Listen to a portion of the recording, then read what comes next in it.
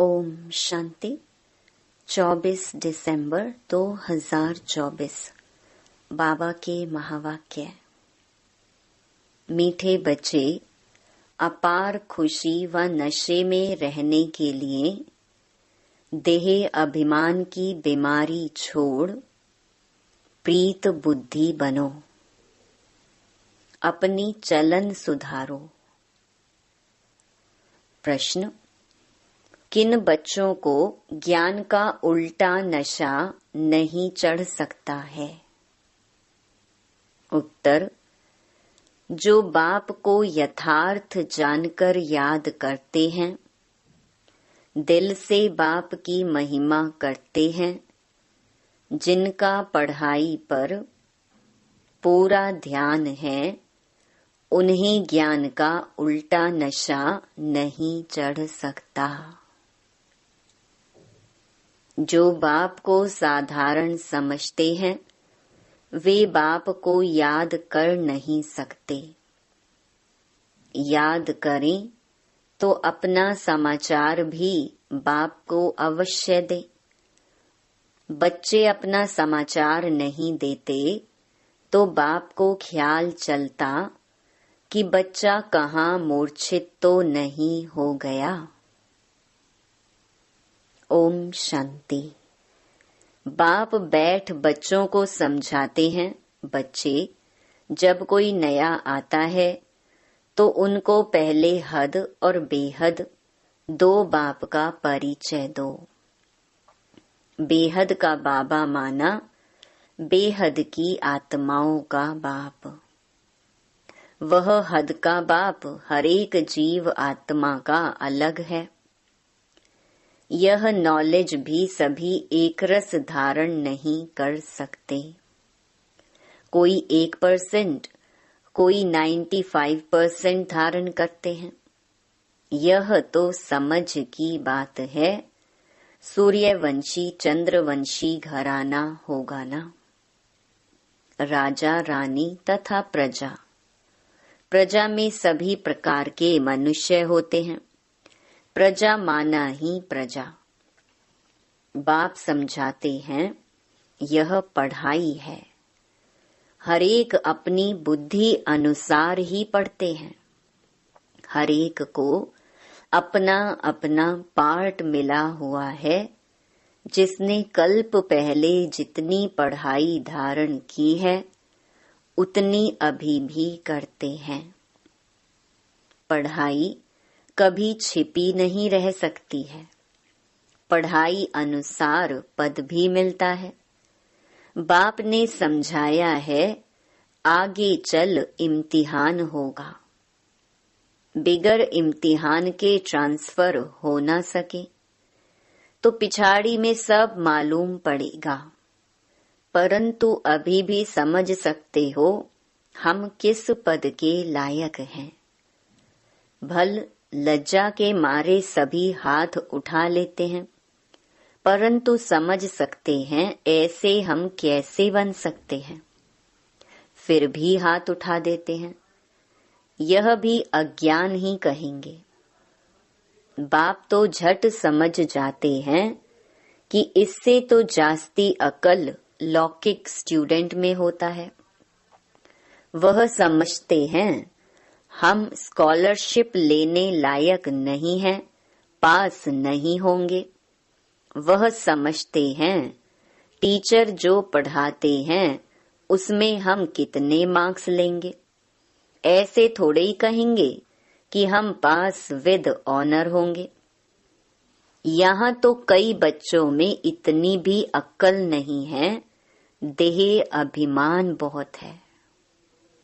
भल आए हैं यह देवता बनने के लिए, परंतु ऐसी चलन भी तो चाहिए। बाप कहते हैं, विनाश काले विपरीत बुद्धि, क्योंकि कायदे सिर बाप से प्रीत नहीं है। बाप तुम बच्चों को समझाते हैं कि विनाश काले विपरीत बुद्धि का यथार्थ अर्थ क्या है। बच्चे ही पूरा नहीं समझ सकते हैं तो फिर वह क्या समझेंगे। बाप को याद करना, यह तो हुई गुप्त बात। पढ़ाई तो गुप्त नहीं है ना। पढ़ाई में नंबरवार होते हैं, एक जैसा थोड़े ही पढ़ेंगे। बाबा समझते हैं अभी तो बेबी है। ऐसे बेहद के बाप को 3-3, 4-4 मास याद भी नहीं करते हैं। मालूम कैसे पढ़े कि याद करते हैं।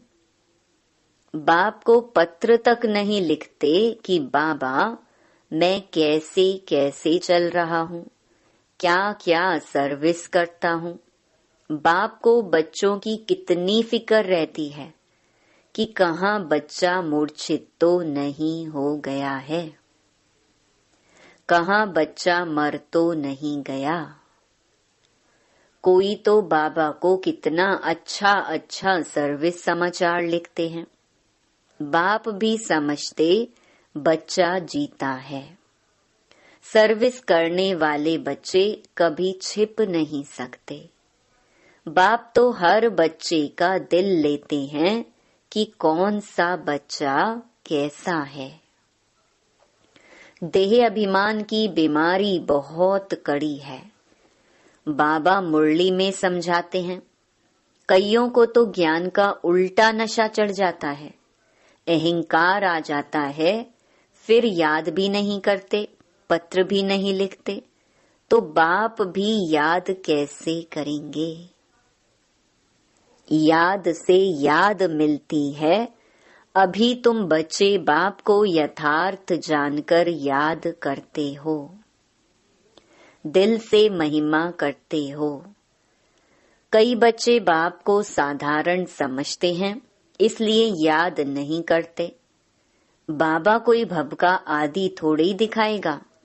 भगवानुवाच, मैं तुम्हें विश्व की राजाई देने के लिए राजयोग सिखलाता हूँ।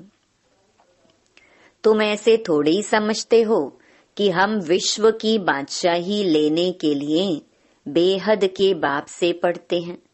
यह नशा हो तो अपार खुशी का पारा सदा चढ़ा रहे। गीता पढ़ने वाले भल कहते हैं, श्री कृष्ण भगवानुवाच, मैं राजयोग सिखलाता हूँ बस।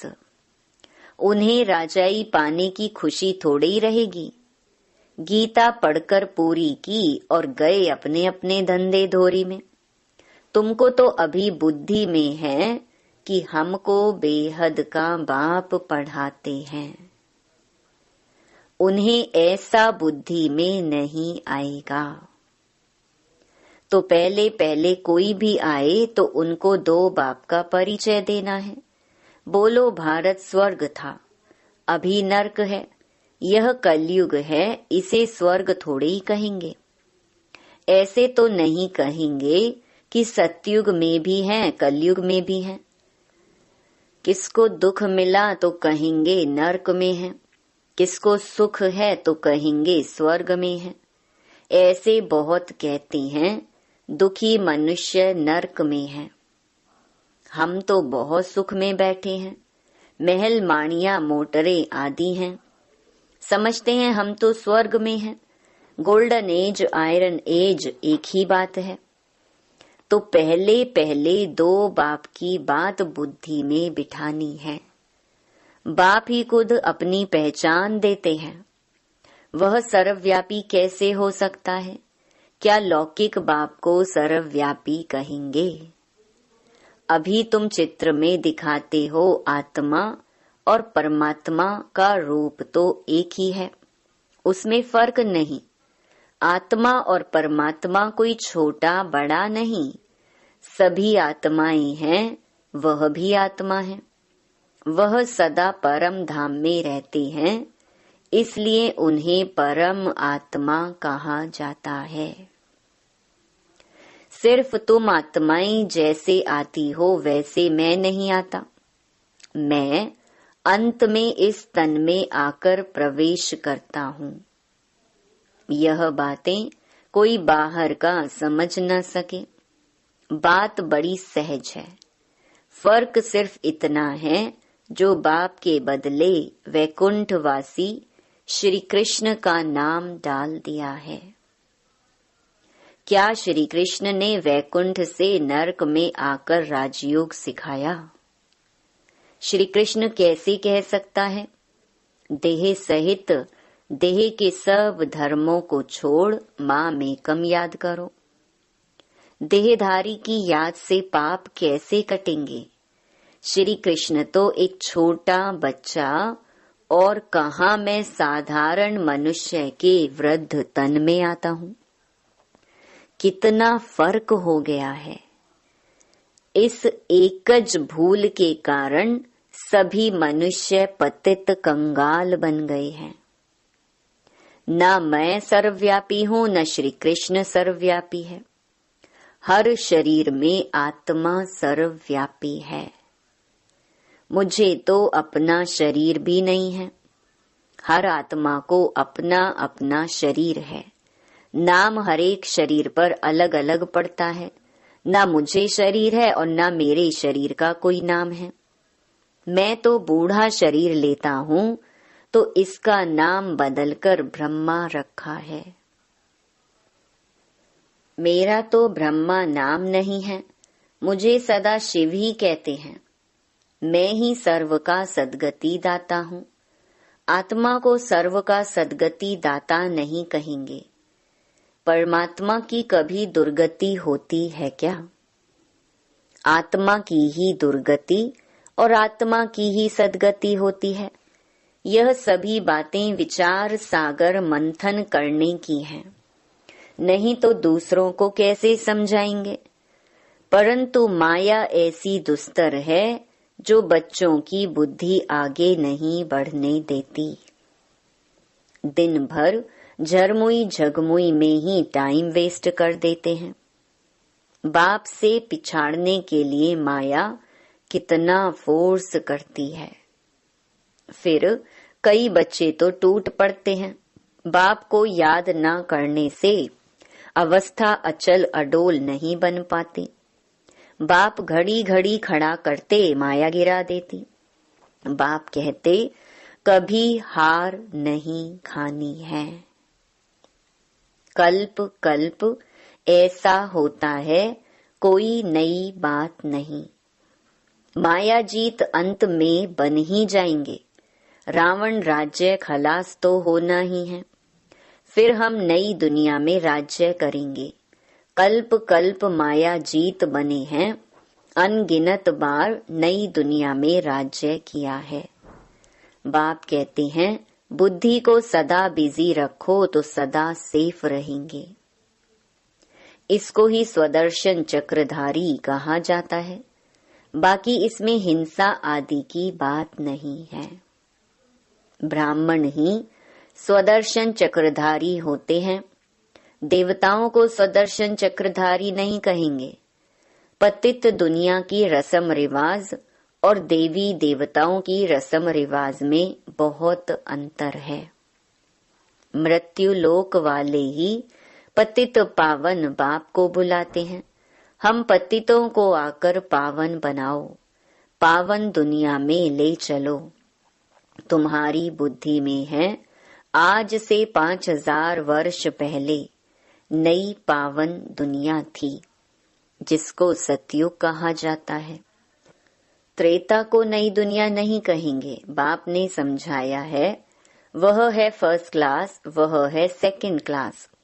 एक एक बात अच्छी रीति धारण करनी चाहिए। जो कोई आकर सुने तो वंडर खाए। कोई कोई वंडर भी खाते हैं, परंतु फुर्सत नहीं जो पुरुषार्थ करें। फिर सुनते हैं पवित्र जरूर बनना है। यह काम विकार ही मनुष्य को पतित बनाता है। उनको जीतने से तुम जगत जीत बनेंगे। परंतु काम विकार उन्हों की जैसे पूंजी है, इसीलिए वह अक्षर नहीं बोलते हैं। सिर्फ कहते हैं मन को वश में करो, लेकिन मन अमन तब हो जब शरीर में नहीं हो। बाकी मन अमन तो कभी होता ही नहीं। देह मिलती है कर्म करने के लिए, तो फिर कर्मातीत अवस्था में कैसे रहेंगे? कर्मातीत अवस्था कहा जाता है मुर्दे को, जीते जी मुर्दा अथवा शरीर से डिटैच। बाप तुमको शरीर से न्यारा बनने की पढ़ाई पढ़ाते हैं। शरीर से आत्मा अलग है। आत्मा परम धाम की रहने वाली है। आत्मा शरीर में आती है तो उसे मनुष्य कहा जाता है। शरीर मिलता ही है कर्म करने के लिए। एक शरीर छोड़ फिर दूसरा शरीर कर्म करने लिए लेना है। शांति तो तब हो जब शरीर में नहीं है। मूल वतन में कर्म होता नहीं। सूक्ष्म वतन की तो बात ही नहीं। सृष्टि का चक्र यहाँ फिरता है। बाप और सृष्टि चक्र को जानना, इसको ही नॉलेज कहा जाता है। सूक्ष्म वतन में न सफेद पोशधारी, न सजे सजाए, न नाग बलाएं पहनने वाले शंकर आदि ही होते हैं। बाकी ब्रह्मा और विष्णु का राज बाप समझाते रहते हैं। ब्रह्मा यहाँ है, विष्णु के 2 रूप भी यहाँ हैं। वह सिर्फ साक्षात्कार का पार्ट ड्रामा में है, जो दिव्य दृष्टि से देखा जाता है। क्रिमिनल आंखों से पवित्र चीज दिखाई ना पड़े। अच्छा, मीठे मीठे सिकिलधे बच्चों प्रति माता पिता बाप दादा का याद प्यार और गुड मॉर्निंग। रूहानी बाप की रूहानी बच्चों को नमस्ते। धारणा के लिए मुख्य सार। पहला, अपने आप को सदा सेफ रखने के लिए बुद्धि को विचार सागर मंथन में बिजी रखना है। स्वदर्शन चक्रधारी बनकर रहना है। झरमुई झगमुई में अपना समय नहीं गंवाना है।